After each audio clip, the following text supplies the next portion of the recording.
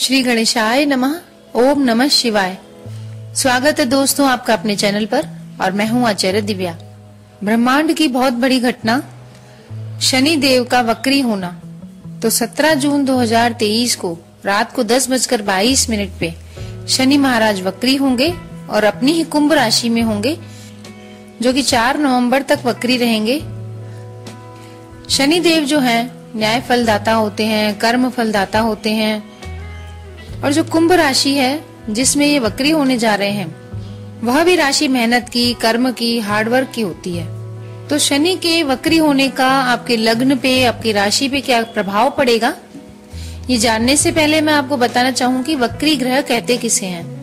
देखिए, वक्री ग्रह का होना मतलब ग्रह कोई अपना उल्टी चाल नहीं चलता, जैसे कि हेडिंग्स आते हैं आजकल वीडियोस में।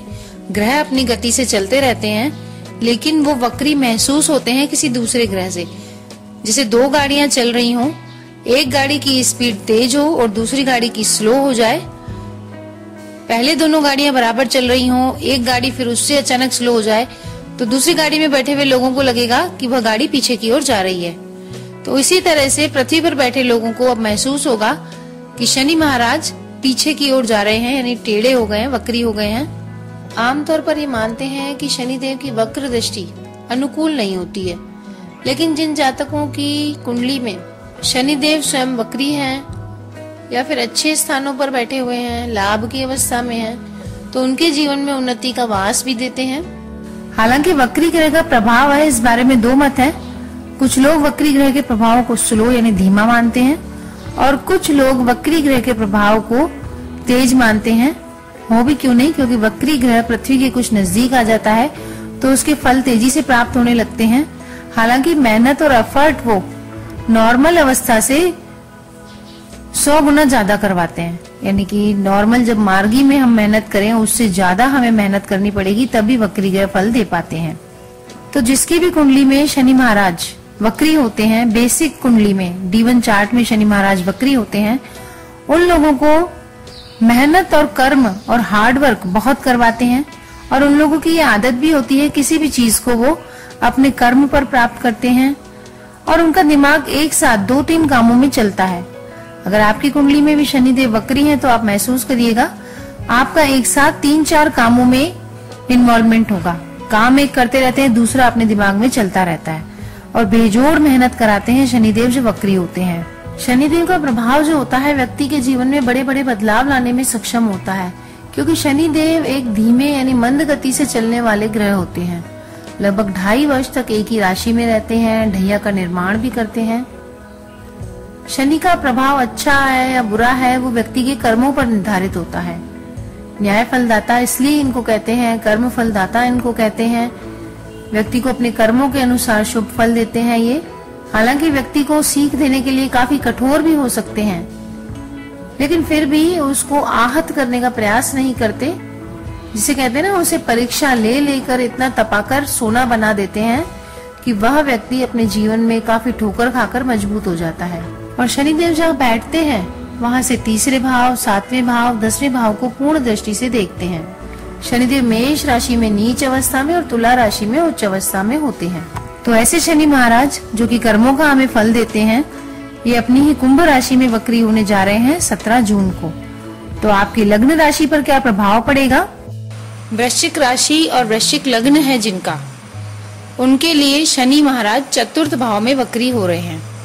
आपके 4था भाव जो कि आपके माता का भाव होता है, आपका सुख भाव होता है, इस भाव में शनिदेव वक्री होंगे और शनिदेव दृष्टि डालेंगे आपके कार्य क्षेत्र यानी 10वें भाव पर, और आपके 6ठे भाव पर शनिदेव की 3री दृष्टि पड़ेगी और आपके लग्न पर। तो देखिए, शनिदेव का जो ये गोचर है, इस गोचर से आपके पारिवारिक जीवन में थोड़ी अशांति बढ़ सकती है। परिवार के सदस्यों का और आपको अपनी हेल्थ का बहुत ध्यान देने की जरूरत है। आने वाले नवंबर तक आपको अपनी हेल्थ को लेकर सतर्क रहना है। और 4th भाव यानी आपका माता स्थान, तो माता की हेल्थ अगर पिछले कुछ समय से खराब चल रही थी, आपकी माता को बीपी या हार्ट की कोई प्रॉब्लम है, तो उनका विशेष रूप से नवंबर तक आप ध्यान रखिए। उनको समय समय पर दवाइयाँ दिलाइए। कुल मिला के माता की सेहत को इग्नोर नहीं करना। अब चतुर्थ भाव के शनि आपके तीसरे भाव के भी रिजल्ट देंगे, क्योंकि वक्री हो रहे हैं और वक्री ग्रह जो होता है थोड़ा बहुत अपने पिछले भाव का भी रिजल्ट देना शुरू कर देता है। तो ये 140 दिन आपके लिए पराक्रम दिखाने के, तैयारी करने के हैं, क्योंकि तीसरा भाव है आपके भाग दौड़ धूप का। आप कार्य क्षेत्र से संबंधित भी भाग दौड़ कर सकते हैं, जहां नौकरी करते हैं या फिर आपने कोई बिजनेस प्लानिंग की है, उस पर मैं कहूंगी इन दिनों में आपको कोई अमल नहीं करना चाहिए। सिर्फ आपको नवंबर तक उसके बारे में सोचना है, उसके बारे में तैयारी करनी है। जितनी आप मेहनत करोगे उतना ही आपको पॉजिटिव रिजल्ट देंगे ये वक्री शनि। देखिए, शनि महाराज जब वक्री होते हैं तो जरूरी नहीं है हमारे लिए सारे रिजल्ट नेगेटिव हों, कुछ रिजल्ट पॉजिटिव भी होते हैं। यह हमारी कुंडली में शनि देव की स्थिति पर निर्भर करता है।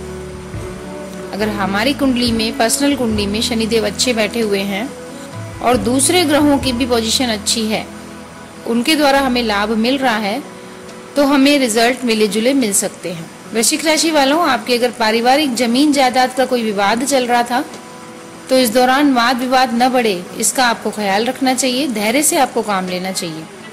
देखिए, शनि देव के वक्री होने के दौरान आपका मन जिस मकान में रह रहे हैं उसको बदलने का करेगा, नया मकान खरीदने का या नई संपत्ति बनाने का करेगा। लेकिन इस दिशा में आपको सोच समझ कर ही निर्णय लेना चाहिए।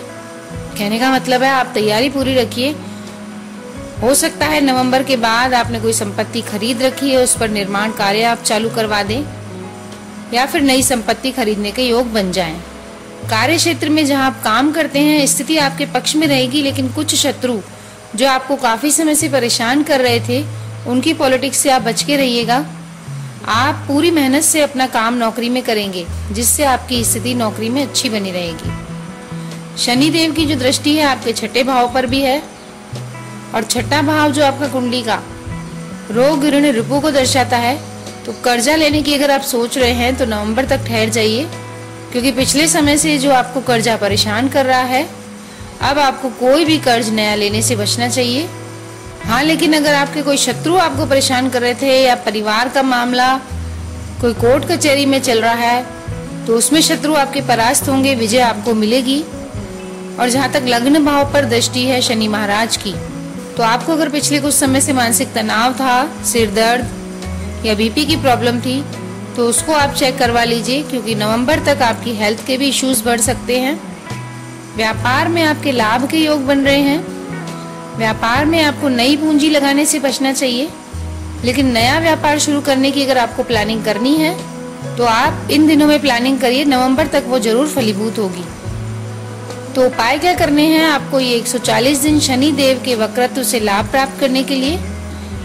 देखिए, जैसे कि आप जानते हैं आपके राशि स्वामी है मंगल देव, तो शनि देव को खुश करने के लिए आपको हनुमान जी की उपासना करनी चाहिए। बुरे प्रभाव, नेगेटिव प्रभाव से बचने के लिए हनुमान चालीसा का पाठ करें। रोज अपनी माता को प्रणाम करें, उनके चरण छुएं, जिससे आपका भी चंद्रमा मजबूत होगा, आपकी सेहत भी अच्छी बनी रहेगी और आपकी माता की भी। और कभी कभी इन 140 दिनों में मेहनतकश मजदूरों में अगर आप कोई भी मिठाई बांट सकें तो यह आपके लिए बहुत ही अच्छा रहेगा। तो वीडियो अगर पसंद आई है तो अपने मिलने वालों में इसे शेयर करिए, लाइक करिए, कमेंट में लिखिए जय शनिदेव। ऐसे ही और जानकारीपूर्ण वीडियो में फिर से मिलूंगी। तब तक नमस्कार दोस्तों।